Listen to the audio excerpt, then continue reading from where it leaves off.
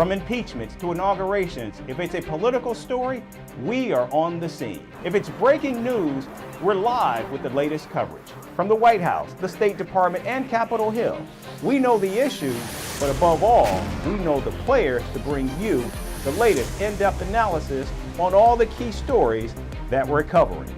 I'm Eric Ham. Join me from Washington here on Firstpost America.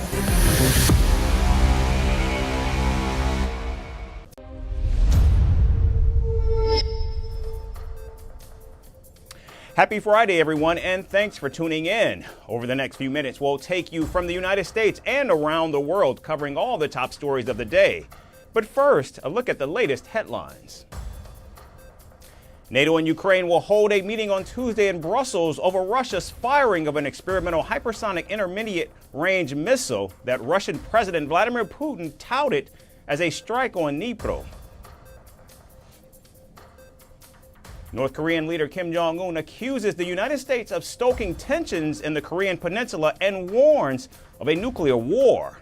The comments come as Washington criticizes the military cooperation between Pyongyang and Moscow. Lloyd Austin becomes the first U.S. Defense Secretary to visit Fiji. The visit is seen as a crucial move for the United States as it fights for influence with China. Japan's minority government approves a $250 billion economic stimulus package aimed at spurring growth and boosting wages as its citizens continue to reel under high inflation and rising energy costs. And French President Emmanuel Macron says Haiti's transitional government is quote-unquote total morons for sacking the country's former prime minister after just 5 months in office over corruption allegations.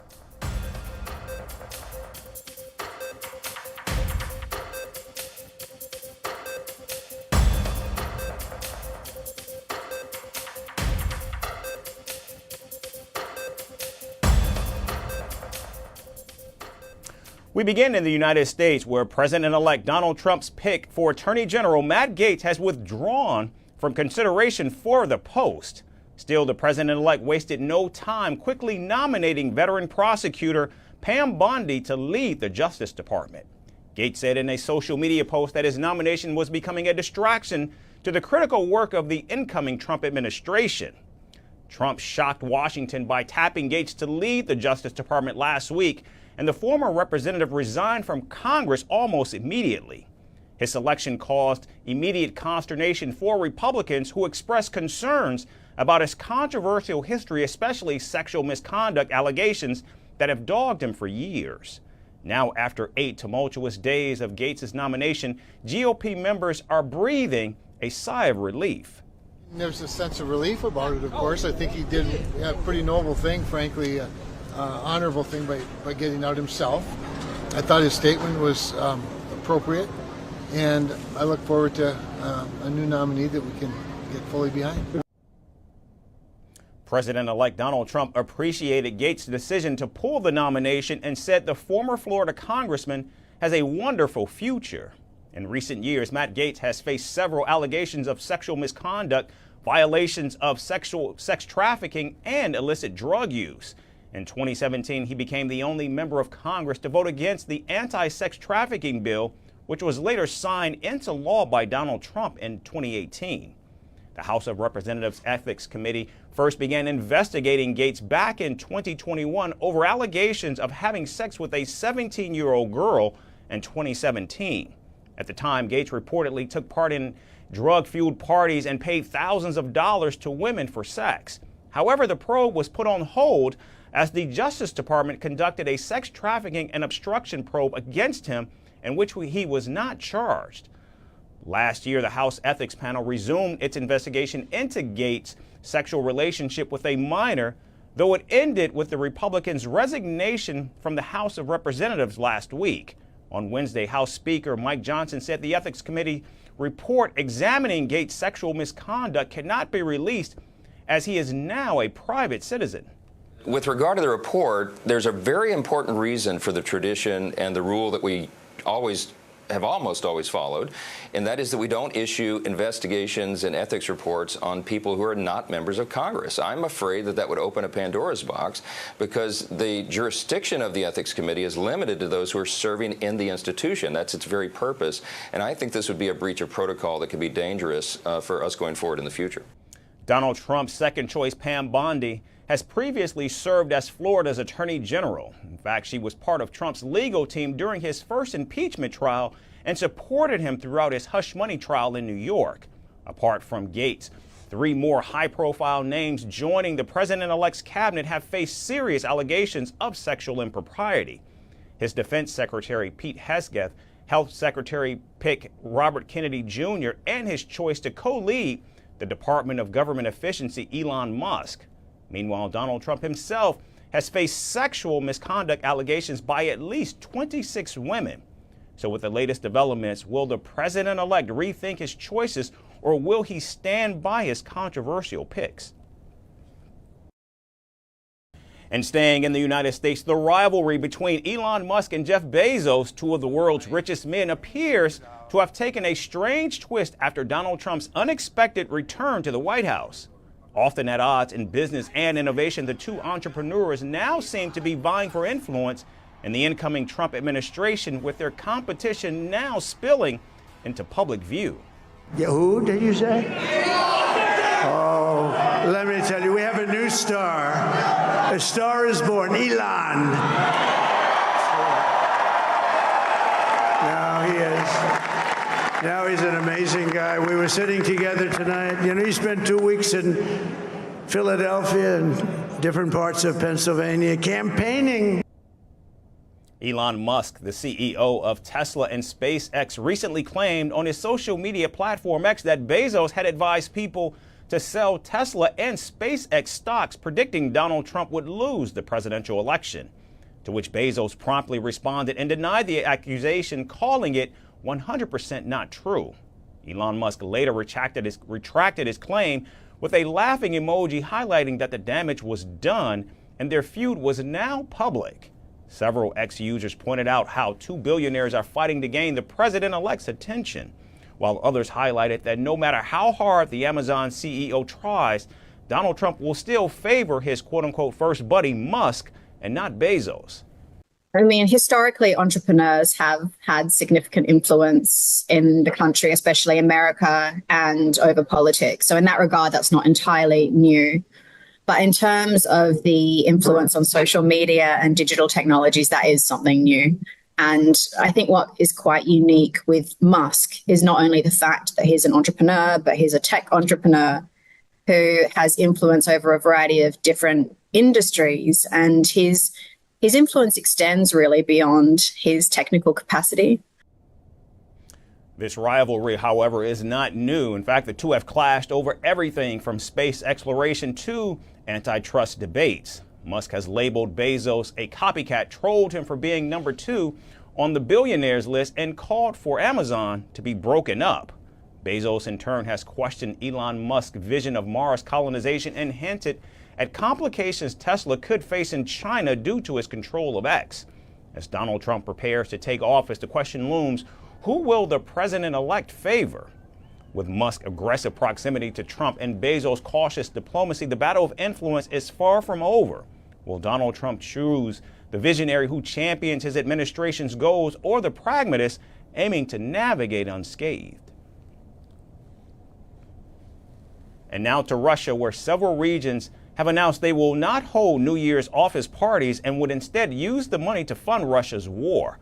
The Russian republics of Sakha and Buryatia, which are located in the country's east, say they will allocate the funds for canceled celebrations to support the war in Ukraine. The Buryatia government asserted it is wrong for public administrators and local governments to hold such parties when the country is engaged in crucial military operations. Meanwhile, officials in Sakha encouraged other Russian regions to opt out of hosting New Year's celebrations. All our thoughts should be for the brave fighters who valiantly defend the interests of our country in the special military operation. Now, officials in both regions said children festivities won't be affected, Earlier this month, other regions also announced they will not hold traditional Russian New Year's celebrations, which are usually extravagant and lavish. The Volga Republic of Shuvashia said it will forgo fireworks displays and will instead host events with a special focus on children of Russian soldiers on the front line. Meanwhile, Leningrad Oblast is planning to curtail celebrations and concerts to back Moscow's war efforts, and Buryatia is considering postponing its parties until better times. This will be the third consecutive year of Russia scaling back celebrations to redirect funds to the war efforts in Ukraine. In 2022, several regions, including St. Petersburg, Tomsk, and Sakha, scaled back New Year's festivities. And last year, citizens across the country hoped for the war to end as they celebrated the biggest holiday with no fireworks. I wish for a clear sky above our heads, without war, for stabilization of the situation. For a good ruler, elections are coming. Well, I wish happiness and health to everyone, and health is the most important thing. In general, all the very best. I wish for happiness and health because I believe that these are the most important things in our lives. Spending time with loved ones and family, being happy and healthy.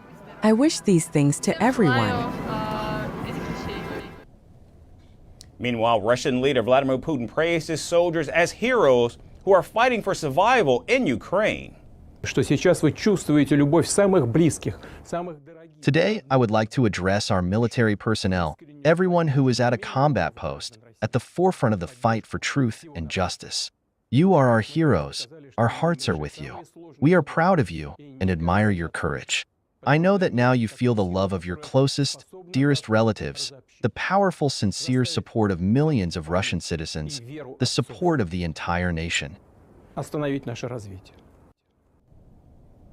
Now, as the Russia-Ukraine war officially completes 1,000 days, it's quite possible the war still will take a drastic turn as a new U.S. president enters the mix.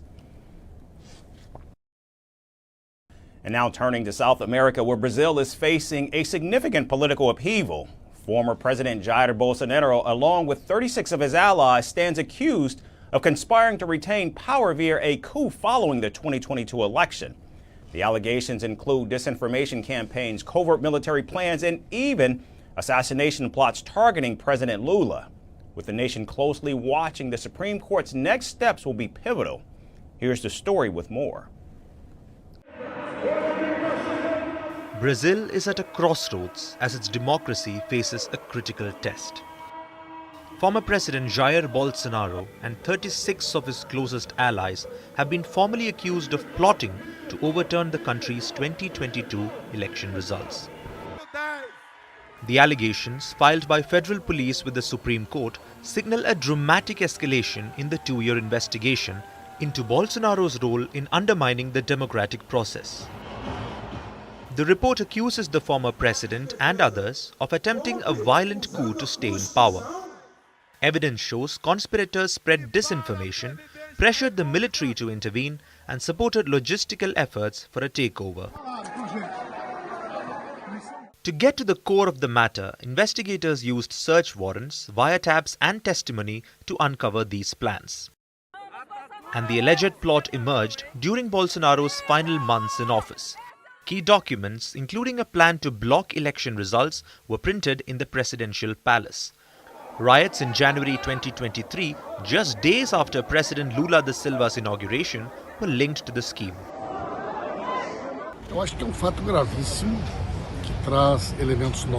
I believe it's a very serious matter that brings new elements that, until now, were not public knowledge about the involvement of army officials directly involved in the coup. An operation that had the date, it had the action plan made by people very close to the Bolsonaro government and was intended to be carried out 3 days after getting the president-elected credentials.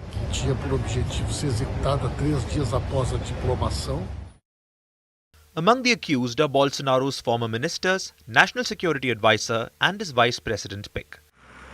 This week, police arrested 5 suspects connected to a plot to assassinate President Lula before he took office. If it is confirmed there was a plan for the assassination of an elected president, the elected vice president, and a Supreme Court minister, these criminals must be arrested within the rigor of the law. Now, even though Bolsonaro denied all accusations, quoting his interview to local news website, he took to X and wrote, "We have to see what is in this indictment by the federal police. I will wait for the lawyer." Considering the severity of these charges, this indictment adds to Bolsonaro's growing legal troubles.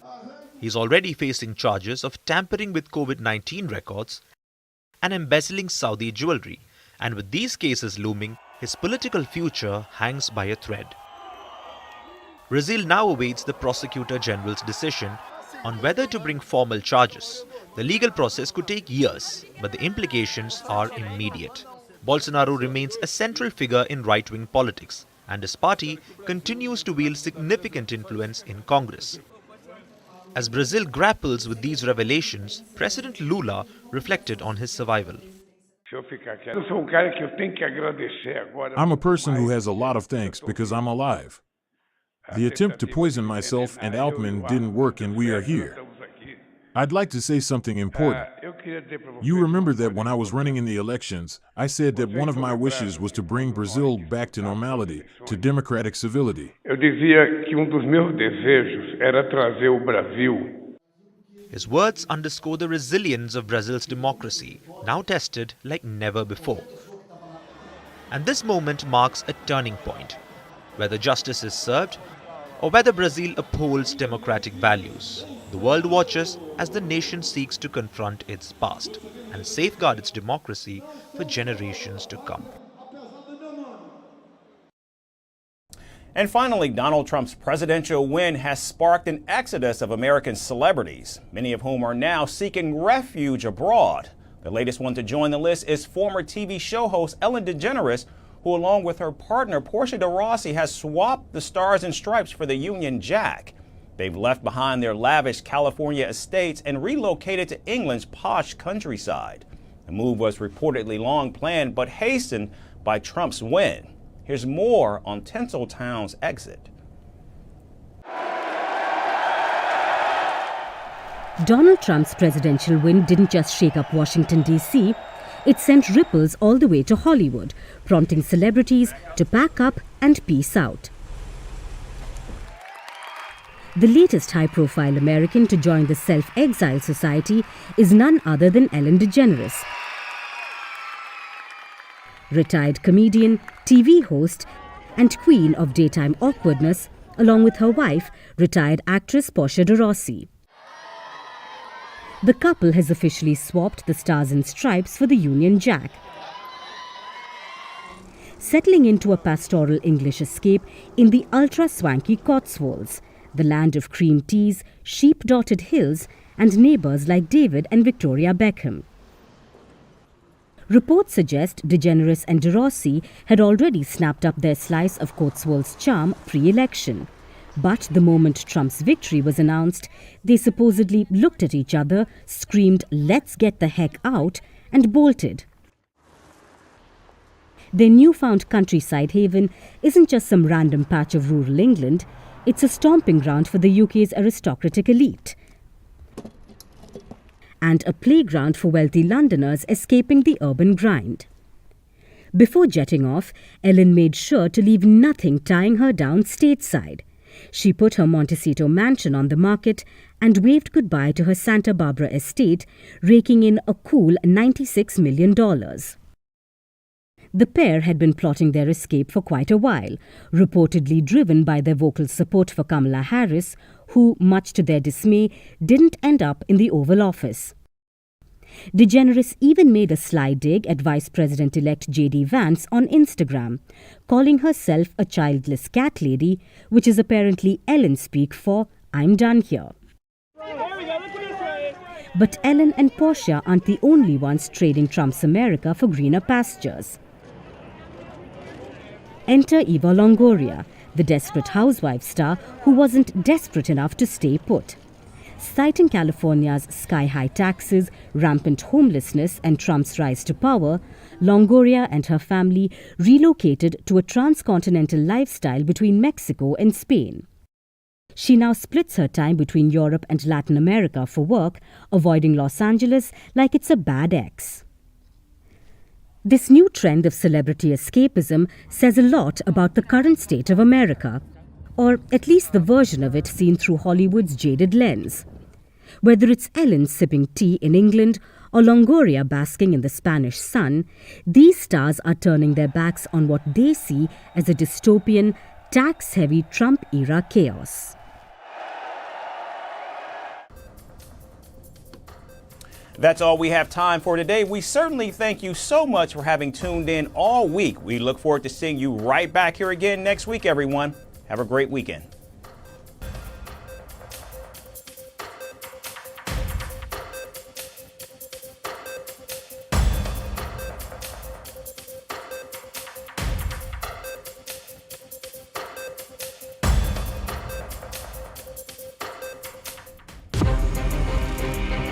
From impeachments to inaugurations, if it's a political story, we are on the scene. If it's breaking news, we're live with the latest coverage. From the White House, the State Department, and Capitol Hill, we know the issues, but above all, we know the players to bring you the latest in-depth analysis on all the key stories that we're covering.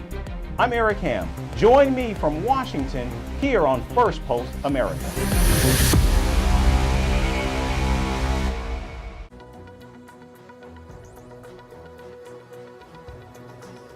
Hello and a very warm welcome. I am Gursheen Garland and you're watching Firstpost. In the next few minutes, we bring you the top 50 updates from around the world, only here on Fast and Factual. Let's get started. Beginning with West Asia, the International Criminal Court has issued an arrest warrant against Israeli Prime Minister Benjamin Netanyahu. The court stated crimes against humanity and war crimes in West Asia as the reason. Arrest warrants were also issued for former Israeli Defense Minister Yoav Gallant and Hamas's military chief Mohammad Deif. After the arrest warrant has been issued, Israeli Prime Minister Benjamin Netanyahu called it an anti-Semitic act, while US President Joe Biden called the arrest warrants against Israeli leaders outrageous. EU Foreign Policy Chief Joseph Borrell said court's decision must be respected. Hamas welcomed the move and called it an important step towards justice. Israeli strikes killed at least 52 people in Lebanon yesterday. The attacks targeted Hezbollah's stronghold, southern Beirut. Meanwhile, the Israeli strikes in the Balabek district of Bekaa Valley killed at least 40 people. The Lebanese Health Ministry also reported 7 deaths and 24 injuries in the Nabtia district, while other strikes in the country resulted in 5 more deaths. Russian President Vladimir Putin said that the country launched hypersonic ballistic missile on a Ukrainian military facility. He further warned the West, stating that the countries allowing attacks inside Russia could be targeted next. Remarks followed Ukrainian strikes inside Russia using